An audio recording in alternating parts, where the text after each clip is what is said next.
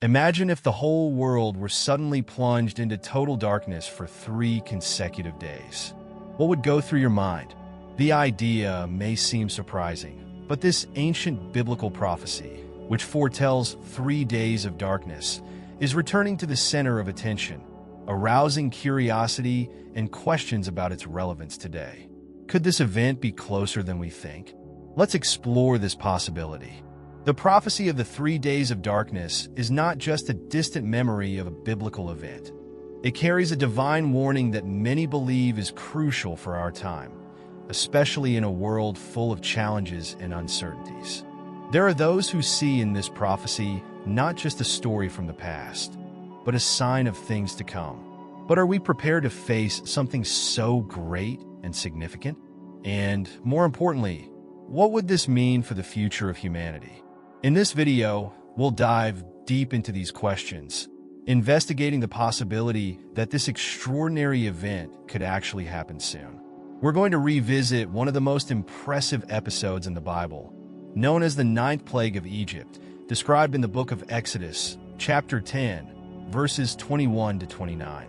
In this passage, God orders Moses to stretch out his hand to the sky, bringing a darkness so thick over Egypt that it was possible to feel it.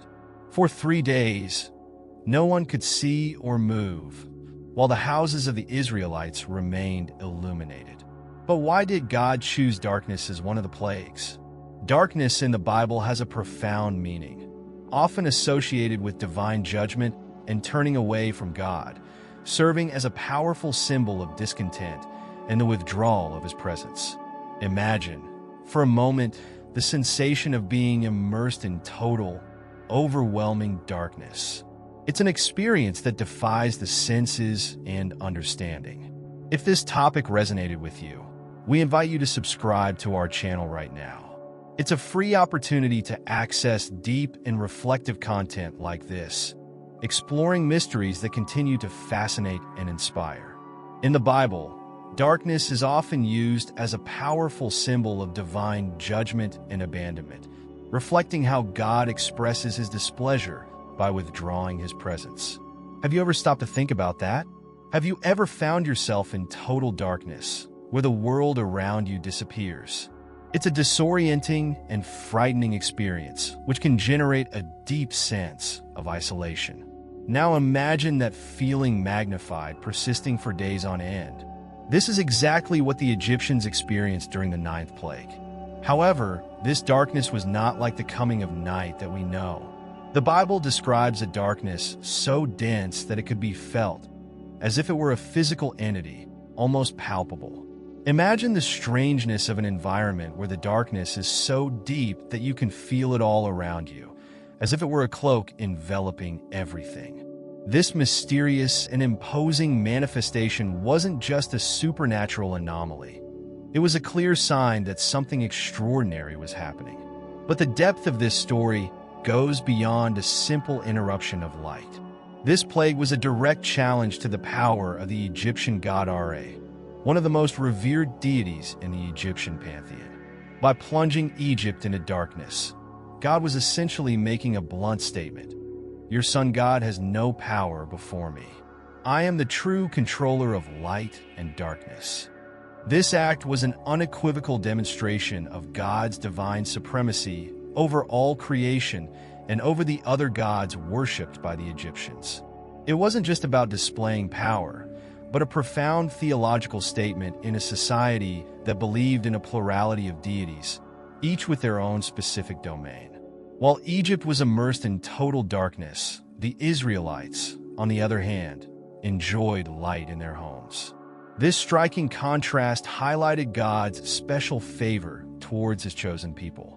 This dramatic difference between the situation of the Egyptians and that of the Israelites serves as a powerful reminder of God's care and protection, even in the midst of the most difficult times. It's a comforting thought, don't you think?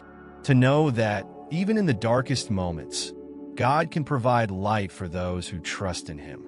But why did God choose to act in this way? It wasn't simply a show of favoritism.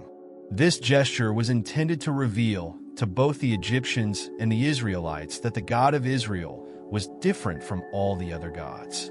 He possessed the power not only to impose judgment, but also to protect and provide in the midst of these situations.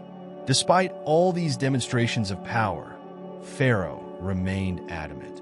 He tried to negotiate, offering to release the Israelites, but on the condition that they leave their animals behind.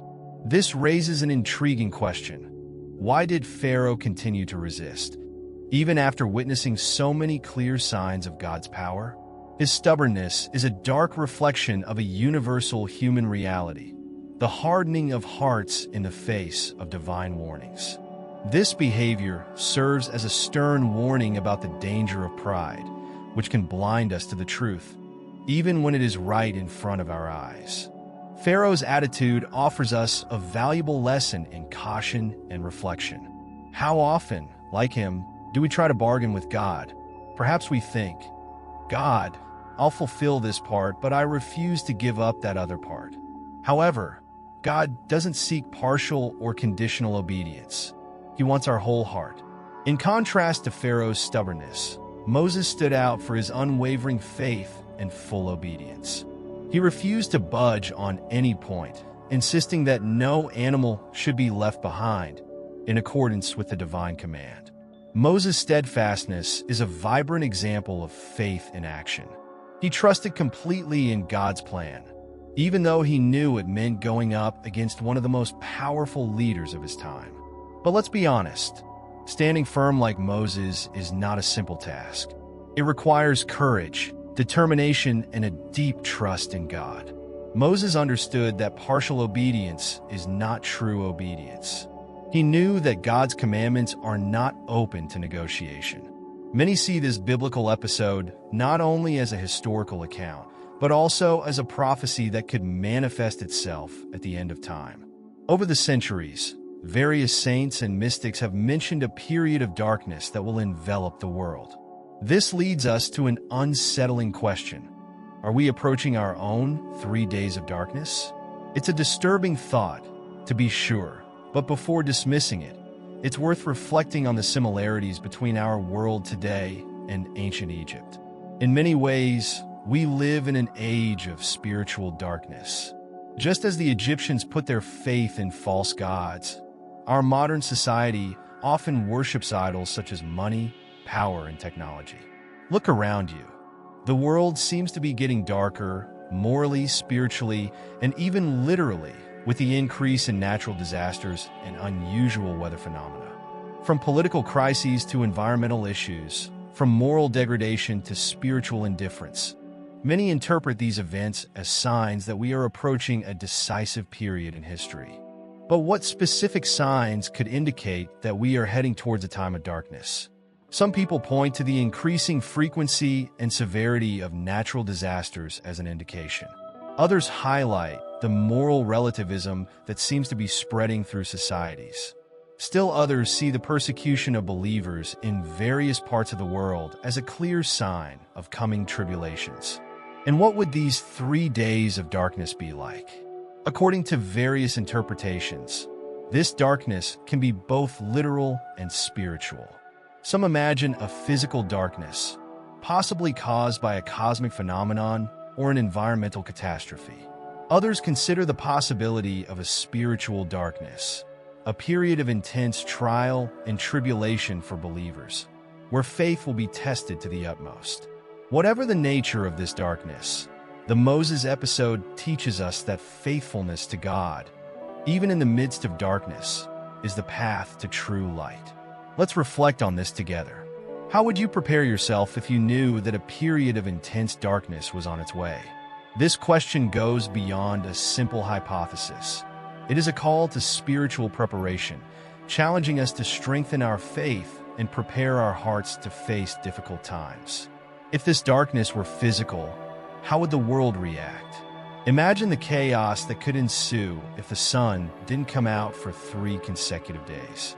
The absence of light would cause not only disorder, but also fear and uncertainty. But perhaps even more disturbing is the idea of a spiritual darkness, a period when evil seems to prevail and the faith of many is put to the test. The episode of the ninth plague in the biblical account offers us profound lessons. Just as the Israelites found light in the midst of darkness, believers today are called to be a light in an increasingly dark world. This can mean bringing hope to the hopeless, standing up for truth in a sea of deceit, or simply showing kindness in the midst of adversity. However, being that light in the darkness is not always an easy task. It often requires going against the current, standing out when it would be more convenient to blend in. This role can attract derision or even persecution.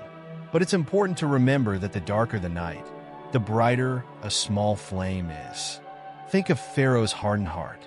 His resistance serves as a powerful warning.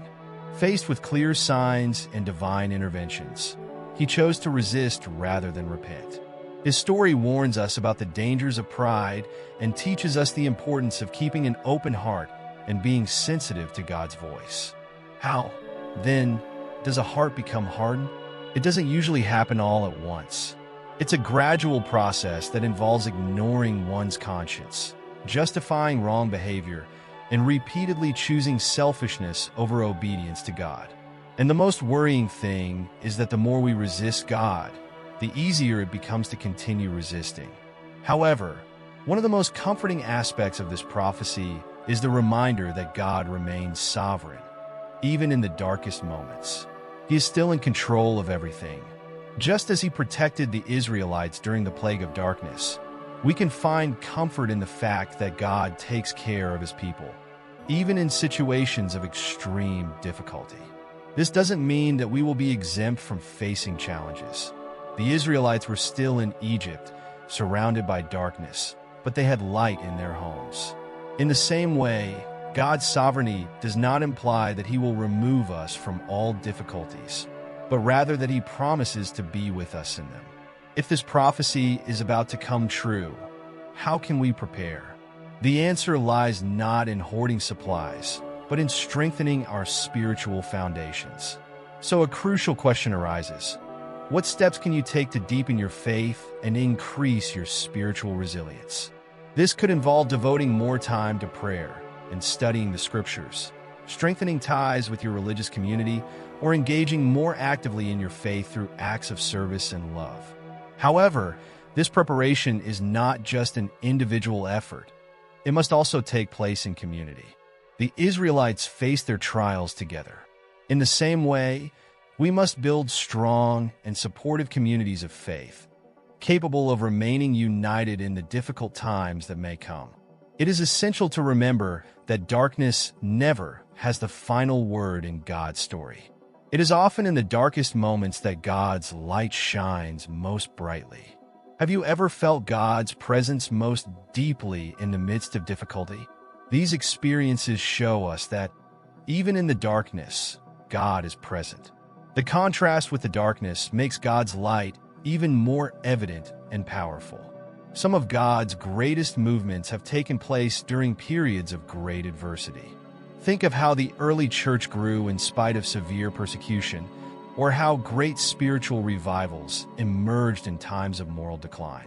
Could impending darkness be the perfect setting for a powerful new move of God?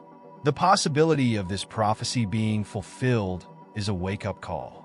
It is an invitation for us to be spiritually vigilant and prepared, ready to be a light in the world, regardless of the darkness that may arise. Imagine that Jesus were to return tomorrow. Would you be prepared? This reflection should not be seen as an attempt to generate fear, but as an invitation to a spiritual life lived with intensity and purpose. It is a call for each day to be lived in alignment with God's will, recognizing the importance of being in tune with his designs. But what does it really mean to be vigilant and ready? It's not about trying to predict the future or interpreting every global event as a sign of the end times. True readiness goes deeper, involving a life aware of God's presence and purposes, always willing to follow God's lead in any circumstance. Although the idea of 3 days of darkness may seem frightening, it carries with it a sign of hope. This darkness actually points to the fulfillment of God's promises and the imminence of the final redemption. So the crucial question is, how do we maintain hope amid the possibility of difficult times? Just as the plague of darkness in Egypt was followed by the deliverance of the Israelites, any difficulty we face is only the prelude to God's final victory. This hope transcends simply waiting for better days.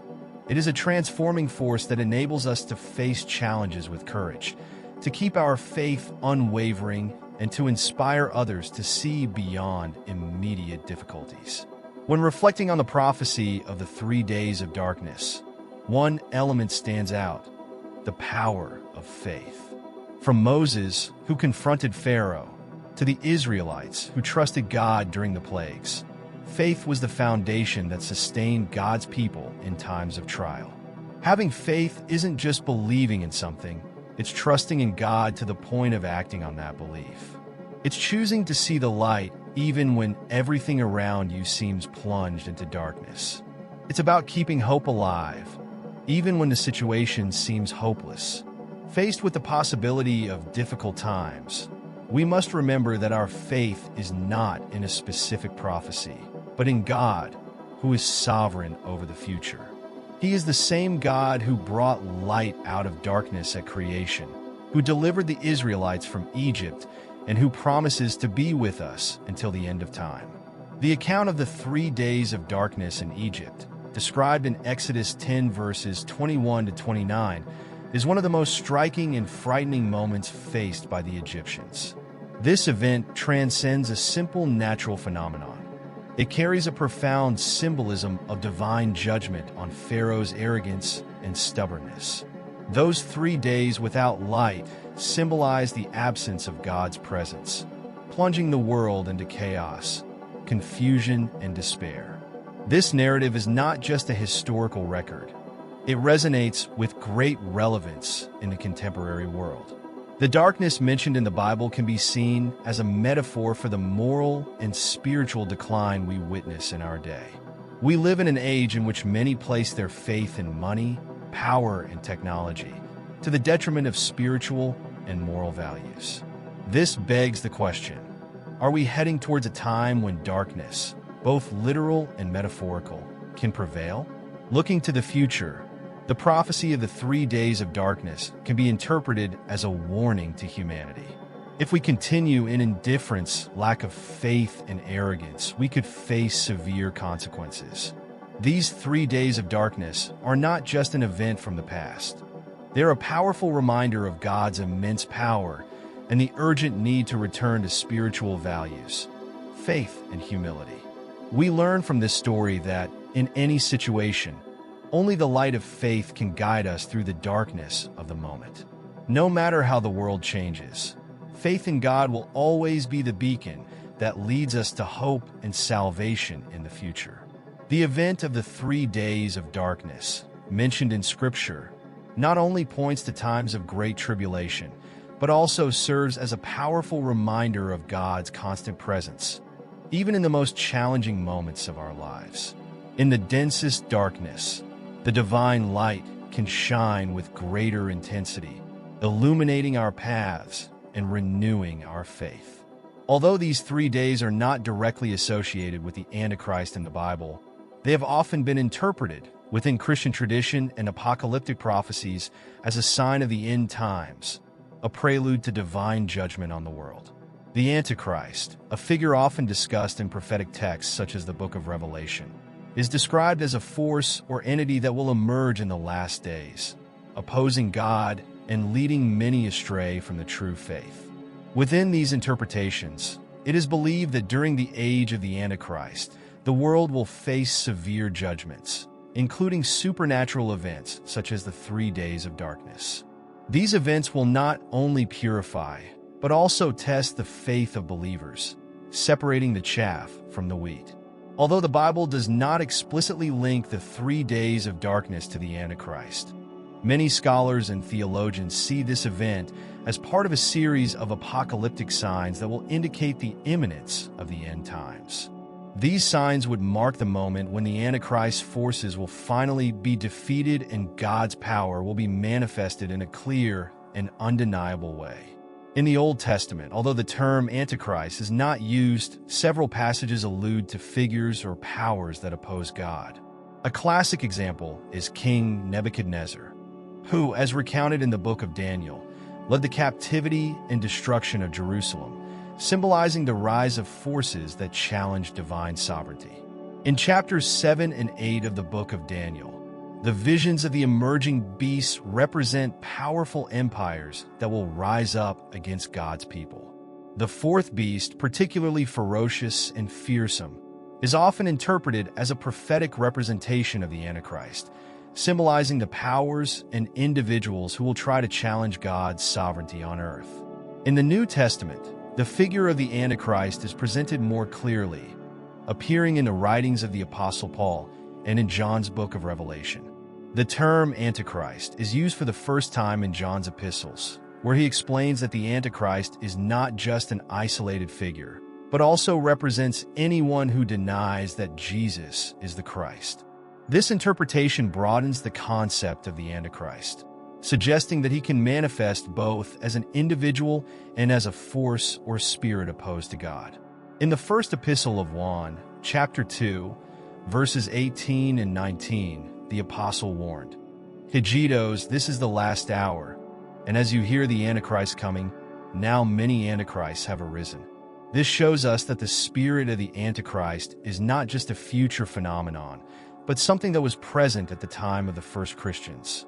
Juan says that they are antichrists. They emerged from within the Christian community itself, but they ended up becoming more distant, which shows that not everyone is truly committed to the faith. The spirit of the Antichrist, as described by Juan, manifests itself in those who negate the divinity of Jesus, his enseñanzas, and his mission. In 1 Juan 4:3, we read, "Every spirit that does not trust that Jesus Christ has come in the flesh does not come from God. This is the spirit of the Antichrist." This warning calls on us to be attentive and vigilant, recognizing that opposition to God can be presented in different ways, and that, in times of great tribulation, our faith will be put to rest. Through perseverance and fidelity, we can resist the forces that attempt to separate us from God and remain firm in the light of divine truth. The spirit of the Antichrist, as mentioned in the Scriptures, is not an isolated force, but a presence that exists in the world, which operates through deception and the blasphemy that permeates society. This strength manifests itself in opposition to the truth that Jesus represents and in the denial of his divinity. Pablo, in his second epistle to the Thessalonians, chapter 2, verses 3 and 4, warns us of imminent dangers that will precede the end of time. He warns us not to deceive ourselves, because before the day of the Lord there will be a great rebellion, and the man of sin will manifest himself, the man destined for destruction. This man, who will oppose everyone who is called God, will exalt himself as a deity, establishing himself in the temple of God and proclaiming himself as such. Pablo describes this man of sin as one of the clearest representations of the Antichrist in the New Testament. This being, in addition to directly opposing God, will try to usurp the cult that only owes itself to the Creator, elevating himself to a position of divinity.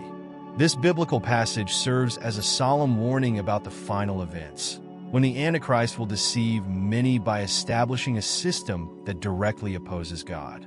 In the Apocalypse, chapter 13, verses 11 to 18, a beast emerges from the sea. This creature, with skin and 7 heads, adorned with crowns and blasphemous names against God, is a symbolic representation of evil powers. The beast, similar to a leopard but with bones and a lion's mouth, receives the power and authority of a dragon, which symbolizes Satan. One of the beast's heads seems to have suffered a mortal injury, but is miraculously cured, provoking the admiration and adoration of the world. The people, fascinated by the power of the beast, adore the dragon so much that they hate the power, like the beast itself, wondering who could compare to it or challenge it. The beast is described as arrogant, blasphemous, and with the authority to rule for 42 months, during which he blasphemes against God, his name, his address, and the inhabitants of the city.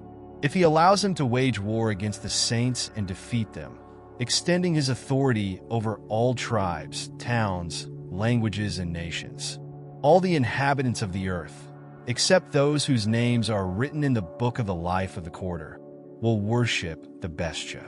This image of the beast in Apocalypse is one of the most powerful representations of the Antichrist, highlighting him as a being who leads a great rebellion against God and his pueblo. It will be a time of great deceit, in which the Antichrist will try to manipulate and dominate the world, demanding an adoration that only owes to God. The revelation foretells a period of intense trials for the faithful, but it is also a time in which the divine power will become even more evident, which underlines the importance of this image of the Antichrist in the current context. The figure of the Antichrist is not just an ancient theological concept, but which also brings profound reflections to the modern world. Today, many people perceive the spirit of the Antichrist and the increasing deterioration of moral values. Widespread apathy prevails over religion and the prioritization of the material over the spiritual. The Antichrist can identify himself in political, economic, and social systems in which power is glorified and code, violence and injustice predominate. In the digital era, there is growing concern about the role of technology and misinformation in the propagation of this spirit. Social media platforms, with their immense power to shape people's perceptions, can be used as tools to engage and promote value. The rise of extremist ideologies, the increase in conflicts and wars, and the strengthening of political leaders with global ambitions are seen as expressions of the spirit of the Antichrist in contemporary society. Throughout the Bible, the Antichrist is portrayed not only as a person, but also as a symbol of the various forces and systems that oppose God's teachings.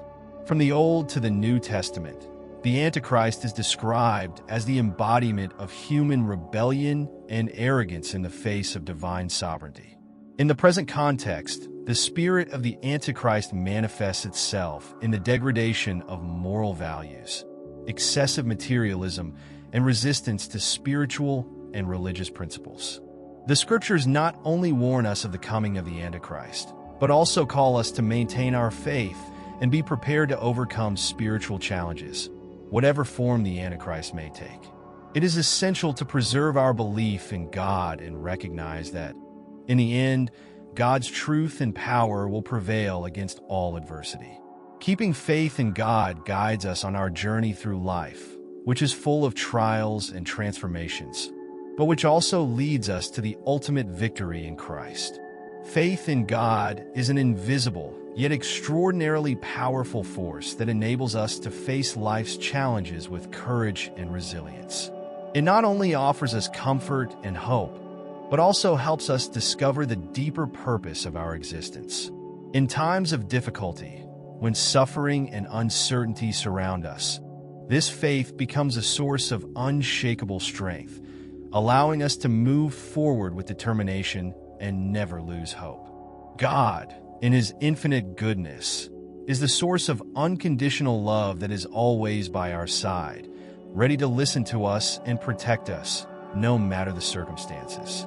In a world where confusion and uncertainty are frequent, faith in God acts as a firm anchor that keeps us centered, guiding us towards inner peace and true love. Trusting in God each day is like opening doors to miracles, revealing the deeper meaning of life, and showing that this faith is not only a spiritual foundation, but also a light that illuminates the path to love, forgiveness, and eternal hope. May God bless you all with peace, love, and strength, and may His divine guidance illuminate every step of your path. May His grace bring comfort and hope in every moment of your life. Trust in God's divine plan and feel His blessings present in each day. If you like this video, don't forget to subscribe to the channel. And now, click on the video that is appearing on the screen to continue watching.